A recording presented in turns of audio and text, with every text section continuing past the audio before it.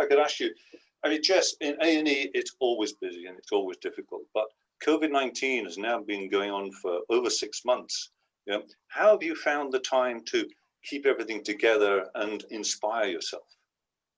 Oh, it's a good question. It's been a really unsettling time for everybody, hasn't it? Both in our personal and in our professional lives. I mean, it has been busy and it's been eerie and it's been strange at all different times throughout the last 6 months.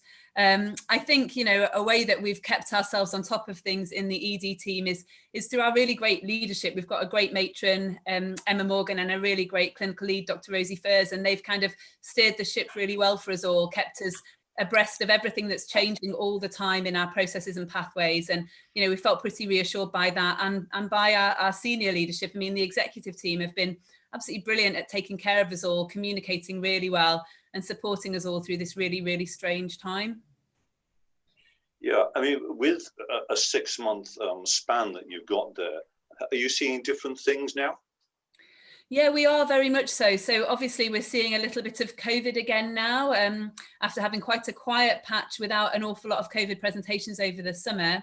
And as we were saying just before off air, we're now seeing a lot of consequences of people not having access to their normal healthcare over the beginning part of the pandemic, people with chronic health conditions or people who haven't wanted to trouble people during the pandemic, now unfortunately presenting with pathology that may not have presented were it not for this pandemic. So it is a strange time. Yeah, I very much agree. I very much agree.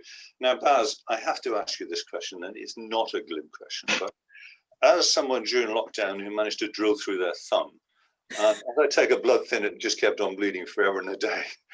Have you seen a lot of DIY problems coming into A&E?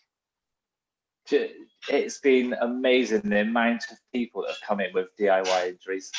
I mean, if you're forced at home, what do? You look for something to do. And majority of the time they pick up a hammer or they pick up a screwdriver they've never used before. And the next thing it's stuck in their hand or they're in their foot, some weird places. But yeah, we've seen quite a spike in that throughout the COVID lockdown, shall I say.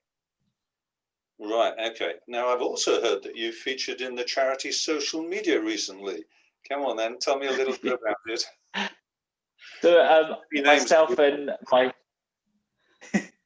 So myself and my colleagues were approached by Danny from the Friends asking if we would do a TikTok, because obviously TikTok was the thing of lockdown. So we decided we'd do the Cha-Cha slide, which was out the front of A&E, which a lot of my team joined us, and it was quite a big hit, I hear. Did you video it? Yes, it was videoed and it was put on social media, and I think there was quite a few shares, likes and watches. So yeah, we did become famous overnight.